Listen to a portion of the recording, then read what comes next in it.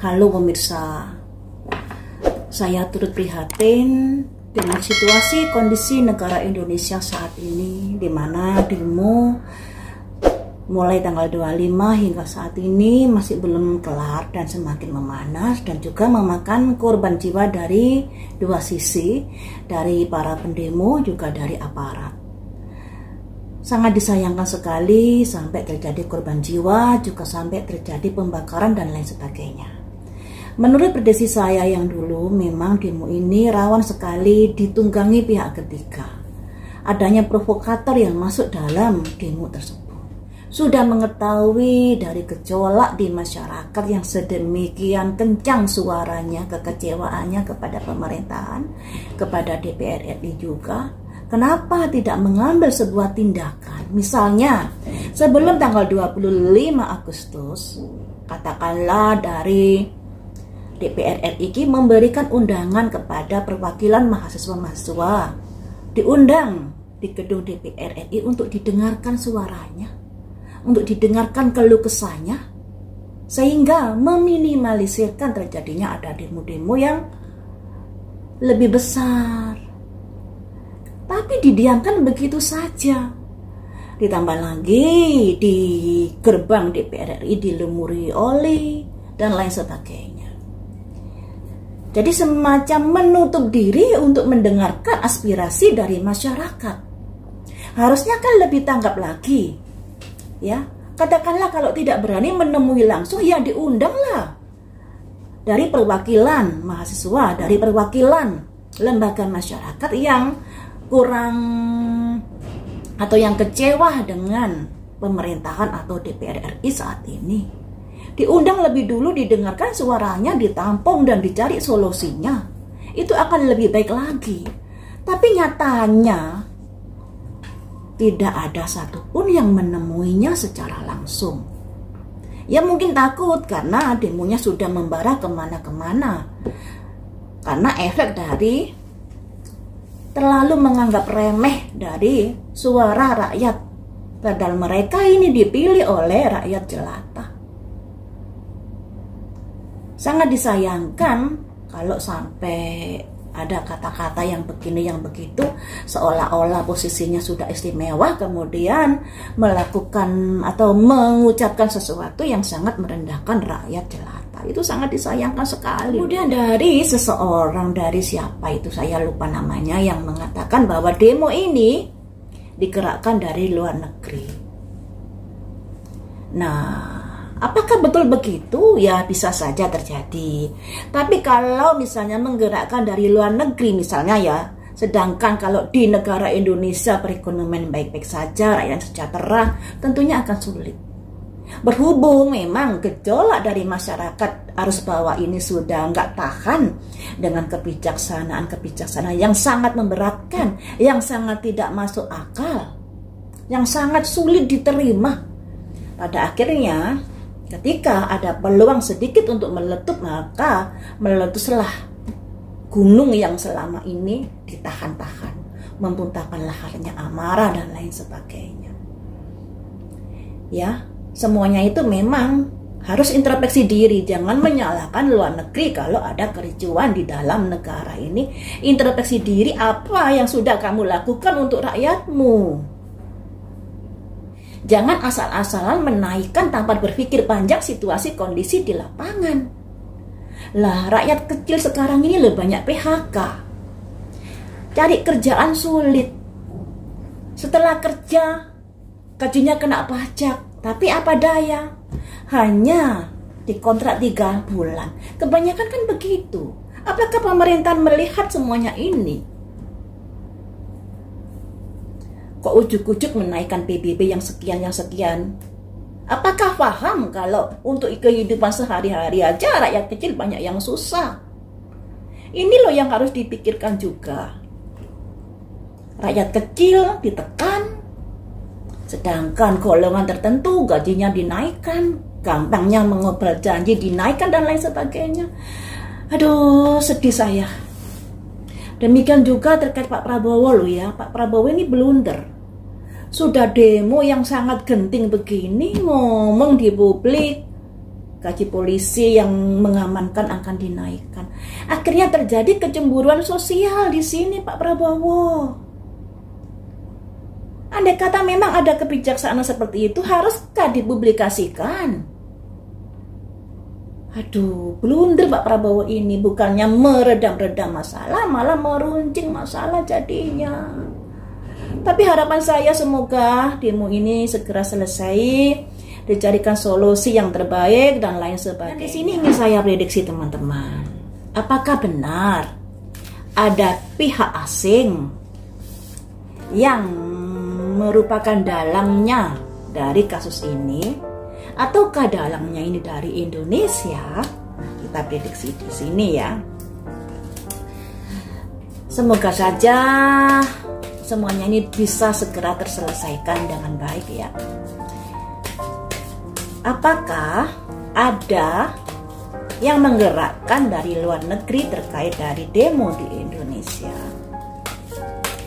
Di sini menggerakkan dari luar negeri bukan dari orang Indonesia yang berada di luar negeri, tapi kepentingan dari negara luar ya. Intinya di situ. Apakah ada kepentingan dari negara-negara luar atau kelompok di luar negeri yang ikut andil di dalam mendalangi demo ini? This time, nasib, memang ini sudah nasibnya. Apa yang kita alami itu ibaratnya karma yang harus kita tuai. Seperti yang saya bilang tadi, adanya karma bersama, karena kita memilih pemimpin yang salah kayak gitu. Sudah tahu direkayasa, sudah tahu banyak tatanan yang dilanggar tapi dipilih. Pada akhirnya karma buruk menimpa negara Indonesia ini. Jadi ini lebih karena karma kelompok, karma bersama yang harus kita alami sebab memilih pemimpin yang salah kayak gitu. Selanjutnya, apakah ini yang mendalangi dari negara Indonesia? Completion, permasalahan yang komplit. Seperti yang saya bilang tadi, kalau misalnya yang menggerakkan orang asing, misalnya kalau negara Indonesia masih baik-baik saja, sejahtera dan lain sebagainya, tentunya orang asing ini akan sulit untuk menggerakkan dari kelompok-kelompok di Indonesia untuk demo. Pastinya demonya tidak akan disupport oleh masyarakat, tidak akan ditanggapi dan lain sebagainya. Pada akhirnya melempem. Nah, makanya saya lebih cenderung bahwa demo ini ada kaitannya yang menunggangi adalah kelompok-kelompok dari dalam negeri. Karena apa? Karena memang permasalahan yang komplit yang sudah kita alami sendiri. Dan untuk pemerintah jangan menyalahkan, menuding yang lainnya. Introspeksi diri dulu. Kenapa sampai terjadi demo? Ketika tidak mau introspeksi tapi menuding orang lain, terjadi ya jadinya tidak mau belajar dari sebuah kesalahan. Merasa benar, padahal ya begitu itu. Nah, makanya di sini demo ini lebih karena nasib yang kita alami saat ini, dikarenakan permasalahan yang begitu komplit, yang pada akhirnya demo ini memakan korban jiwa, teman-teman. Ya, dalam membahas demo selalu ada simbol kuburan. Di prediksi saya yang dulu dengan kartu yang berbeda, yang keluar juga simbol kuburan. Di sini juga simbol kuburan. Ada sosok orang berseragam, tapi di balik orang berseragam ini ada sosok yang sembunyi. Nah, yang sembunyi ini tentunya orang-orang yang menggerakkan atau orang yang menunggangi di kasusnya ini. Ini ya, ada simbol kuburan. Kasihan loh ya, para pendemo dan para aparat yang menjaga demo ini dibenturkan. Mereka sama-sama rakyatnya.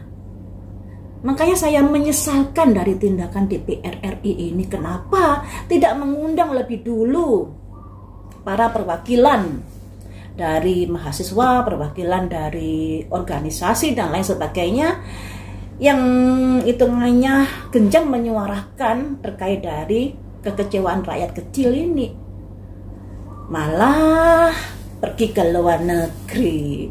Aduh. Nah, kita gali lagi di sini ya teman-teman. Saya ingin mencari tahu di sini dalangnya ini seperti apa. Apa sih tujuan dalangnya ini dan lain sebagainya.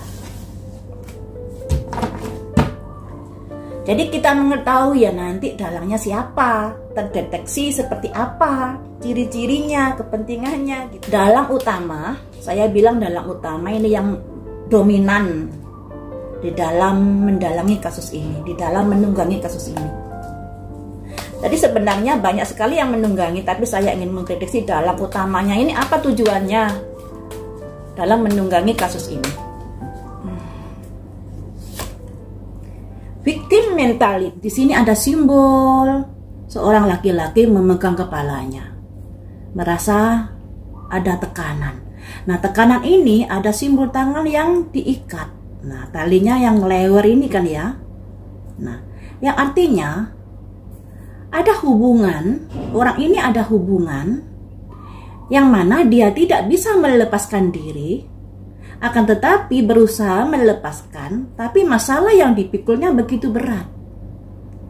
Juga ada simbol kebocoran di sebuah figura foto. Nah, figura foto ini melambangkan adanya sebuah momen yang sudah dilakukan bersama. Tetapi pada akhirnya ada hubungan yang mungkin retak dan lain sebagainya. Di sini juga ada jam pasir, semuanya itu berproses kayak gitu. Jadi teman-teman, ada simbol victim mentality ini, orangnya ini tadinya ada hubungan baik dengan pemerintahan, karena di sini ada tangan yang diikat yang melambangkan ada kedekatan emosional tadinya, atau adanya hubungan kerjasama. Pada akhirnya hubungan ini melemah dikarenakan sesuatu hal. Dan semuanya itu berproses melihat situasi kondisi yang ada. Nah, ketika ada suara-suara rakyat yang begitu nyaring, begitu bergejolak, makanya mengambil momennya itu untuk melakukan sesuatu, memberikan tekanan kepada sosok laki-laki ini. Itu ciri yang pertama. Tadinya hubungan baik, tapi karena adanya sesuatu masalah, pada akhirnya hubungan ini melemah dan bisa juga agak terputus, enggang dikarenakan sesuatu hal yang pada akhirnya semuanya itu berproses dan nunggu momen yang tepat untuk memberikan tekanan kepada orang ini. Cirinya seperti itu, ciri yang pertama ya toh. Yang kedua, ciri yang kedua,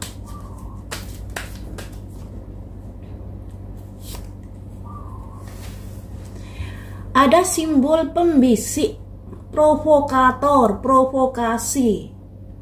Nah, ini simbol kayak orang yang bekerja di kantor. Seperti yang saya bilang tadi. Tadinya ada hubungan baik, kerjasama yang baik. Akan tetapi karena sesuatu hal pada akhirnya terjadi kayak gap-gapan di dalam sebuah hubungan. Dan ada pembisik, membisiki kamu jangan begini dan begitu dan lain sebagainya, atau memprovokasi. Pembisik ini membisiki atau memprovokasi atau mencari dukungan di balik layar terkait dari apakah ada keinginan true love, sebuah hubungan. Oh, jadi begini, kayak membangun sebuah hubungan baik, sebuah kekuatan karena ada sebuah kepentingan yang sama. Jadi pembisik ini sudah berusaha untuk menjalin sebuah hubungan yang baik dengan seseorang yang dirasa bisa membantunya, ya. Hubungan yang baik terkait apa? Intuisi dan manifestasi terkait dari keinginan yang ingin diwujudkan. Ini. Ya. Selanjutnya, apakah kamu yang energinya berada di kartu ini adalah sosok yang ada di pemerintahan,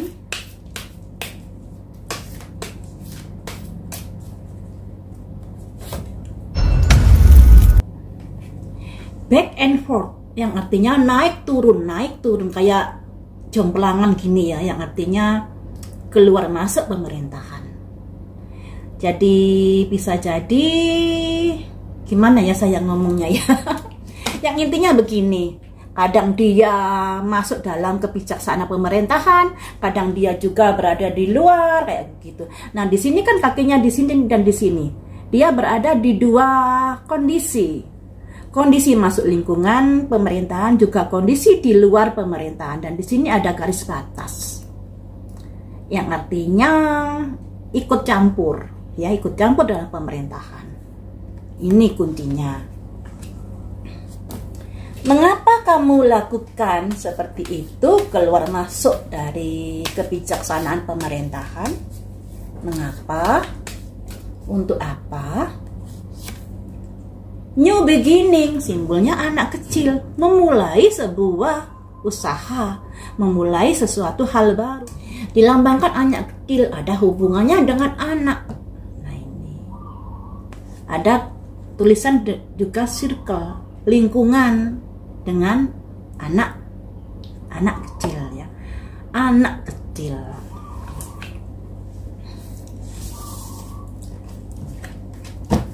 Apakah kamu ingin memperjuangkan anak ini untuk mendapatkan sesuatu?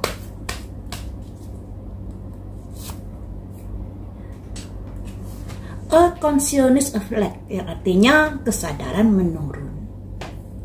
Nah, kesadaran menurun ini berarti ada sesuatu yang dilakukan yang tidak sesuai dengan kebiasaan, dengan adat istiadat, dengan tatanan. Karena dilambangkan kesadaran menurun, ya. Tidak waras kayak gitu. Ada kesadaran menurun demi apa? Demi anak kecil ini tadi. Gitu. Selanjutnya, apa yang kamu lakukan untuk mendukung anak kecil ini? The Healing Light, berusaha untuk mencari dukungan atau bantuan agar bisa ada kesempatan yang lebih baik lagi.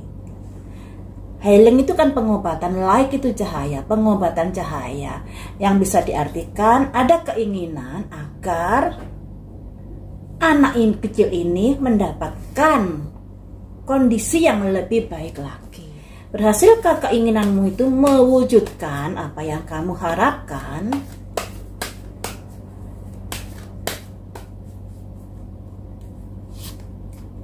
Ada simbol 4 cangkir. Ternyata sulit karena komunikasi atau hubungan sudah tidak baik. Jadi sepertinya ada hubungan yang tidak baik terkait seseorang ini dengan pemerintahan.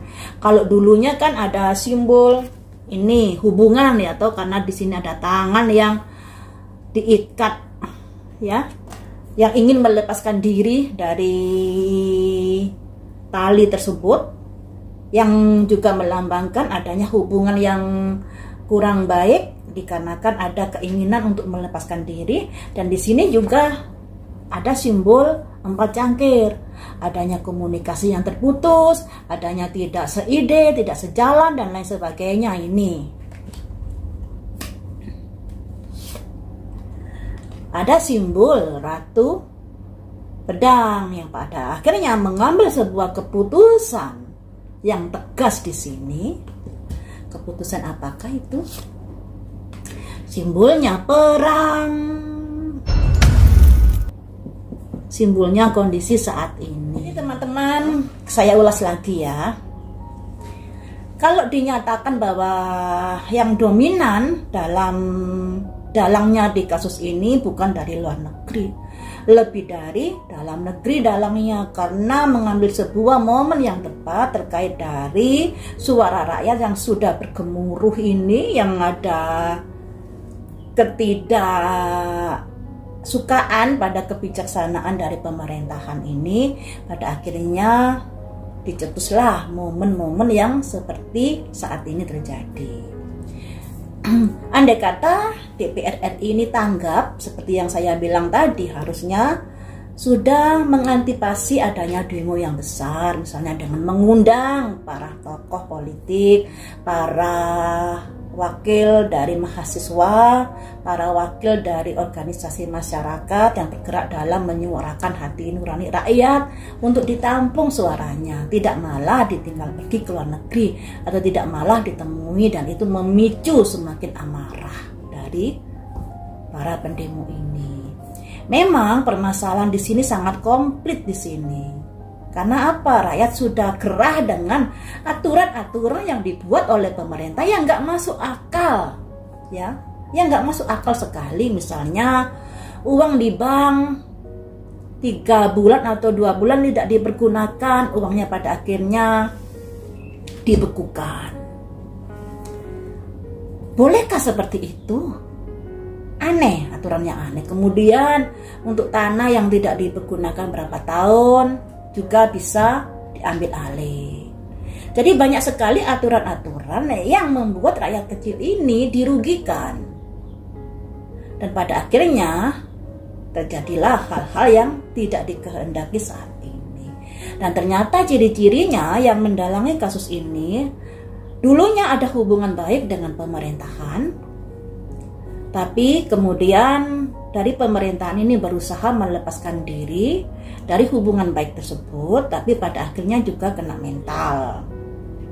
Ditambah lagi ada simbol pembisik di sini, simbol deception, ya, yang menjalin sebuah hubungan baik dengan seseorang atau kelompok orang yang bisa mewujudkan apa yang diharapkan. Dan orang ini berdiri di 2 kaki, ya, keluar masuk pemerintah. Maksudnya kadang-kadang ikut nimbrung di pemerintahan, tapi sebenarnya dia sudah di luar pemerintahan. Makanya di sini kan ada garis batas keluar masuk. Demi siapa? Demi seorang anak. Nah, kenapa bisa dilakukan seperti itu? Karena kesadarannya menurun. Nah, kesadaran menurun ini lebih karena menginginkan anak kecil ini mendapatkan situasi kondisi yang lebih baik lagi. Tapi memang nggak semudah itu, karena hubungan orang ini dengan pemerintahan bisa dibilang sudah nggak harmonis. Makanya mengambil sebuah keputusan ini, ya, adanya perang ini ya. Jadi seperti itu ya teman-teman. Tapi di sini disclaimer ya, masih prediksi.